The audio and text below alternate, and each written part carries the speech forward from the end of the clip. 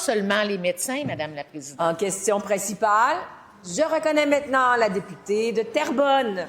Le passage au ministère de l'Économie et de l'Innovation de la députée de Sanguinet, candidate à la chefferie de la CAQ, se confirme aujourd'hui comme un rendez-vous manqué avec la prospérité du Québec.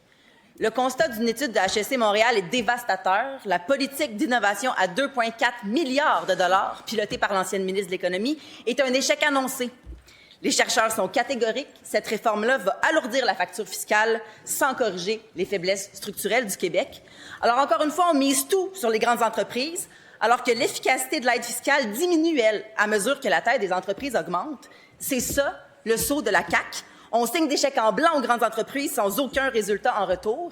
Est-ce que le ministre de l'Économie et de l'Innovation partage les conclusions de HEC Montréal, soit que la réforme à 2,4 milliards de dollars de sa candidate à la chefferie est la chronique d'un autre échec annoncé de son gouvernement?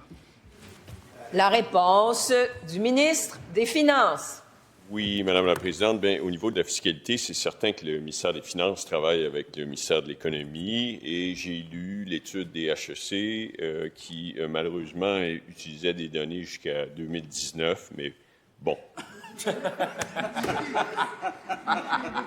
Alors, ça précède la réforme qui a été faite sur la recherche et développement au Québec suite à une consultation de l'ensemble des acteurs de l'industrie. Nous avons créé un nouveau crédit à l'innovation qui permet, Madame la Présidente, les dépenses en capital, parce qu'autrefois, c'était uniquement des salaires de chercheurs. Là, on permet les dépenses en capital et initialement, uniquement en recherche et développement, et là, on élargit jusqu'à la pré-commercialisation. Donc, plus d'activités, plus de dépenses en capital, un long processus de consultation qui a été souligné par l'ensemble de l'industrie, une réforme qui est appréciée. Première complémentaire. C'est bien de la peine de vous contredire, mais les experts de HEC Montréal, eux, sont sans appel. Le Québec a choisi la voie de contournement plutôt que l'efficacité. Le niveau des dépenses privées en recherche au Québec est 60 % plus faible que dans les autres pays de l'OCDE. Est-ce que le ministre de l'Économie reconnaît l'expertise du Centre sur la productivité et la prospérité de HEC Montréal et se range derrière ces constats, soit que la politique d'innovation de sa candidate à la chefferie est un véritable échec annoncé? La réponse du ministre. Oui, bien, écoutez, le chercheur s'appelle Robert Gagné. Il utilise des données de 2019. Les chercheurs sont indépendants. On finance ces recherches parce que c'est une chaire de recherche, puis on est ouvert à toutes les opinions. Mais je rappelle qu'au niveau de l'innovation, on a fait une très large consultation pour permettre les dépenses en capital en plus des salaires de chercheurs, qu'on a élargi le cycle de l'innovation et que l'ensemble de l'industrie nous a remerciés et souligné cette avancée.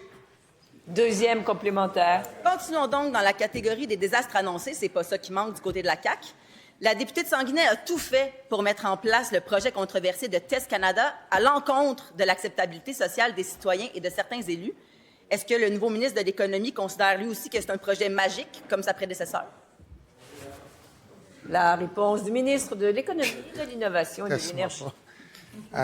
Oui, merci, Madame la Présidente. Donc, Test Canada, on s'est déjà prononcé.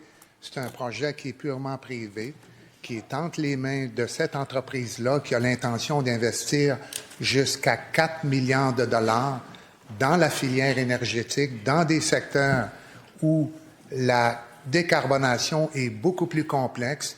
Évidemment, il y a un défi d'acceptabilité sociale, mais c'est un projet d'entreprise qui va suivre les processus réguliers des réglementations au Québec. Et le BAP est d'ailleurs dû pour débuter très bientôt et la compagnie continue son travail d'information et de sensibilisation de la population.